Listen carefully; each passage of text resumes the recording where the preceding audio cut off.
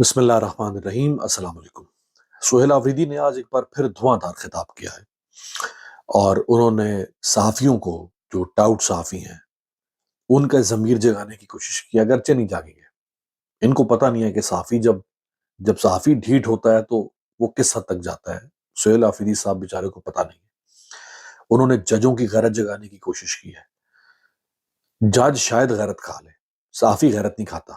صحافی اگر بغیرت ہو جائے تو پھر صحافی کا غیرت کھانا بڑا مشکل ہو جاتا ہے۔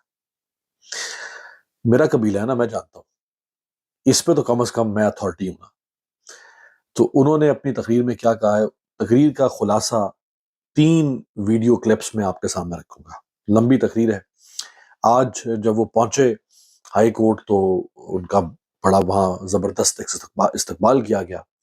وہاں انہوں نے گرانٹ دی ہائی کورٹ بار کو، تقریباً کوئی 42 کروڑ کے لگ بھگ۔ اچھا، جب یہ گرانٹ انہوں نے دی تو اس گرانٹ کے اوپر یہ تنقید ہونے لگی نون لیگ کی طرف سے اور سہیل آفریدی کے جو مخالف صحافی ہیں ان کی طرف سے، کہ جی سہیل آفریدی نے کیسے جا کے وکیلوں کو گرانٹ دے دیا، آپ تو وکیلوں کو خرید رہے ہیں۔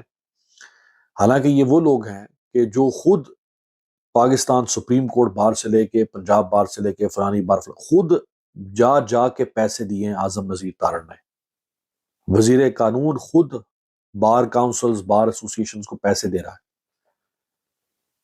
اور اس کا نتیجہ آپ نے دیکھ لیا کہ سپریم کورٹ بار کا الیکشن جو ہے وہ ریاست جیت گئی۔ اچھا، اب جو سہیل آفریدی نے پیسے دیے، کیا دیے، نہیں دیے، اور دیے تو کیوں دیے، اس کے بارے میں محمد فہیم ایک جرنلسٹ ہیں پشاور سے، وہ یہ لکھتے ہیں کہ میں اس وقت موجود تھا جب سہیل آفریدی کو بتایا گیا کہ آپ نے گرانٹ کے چیک دینے ہیں۔ یہ محمد فہیم کی سٹیٹمنٹ ان کے اکاؤنٹ پر موجود ہے۔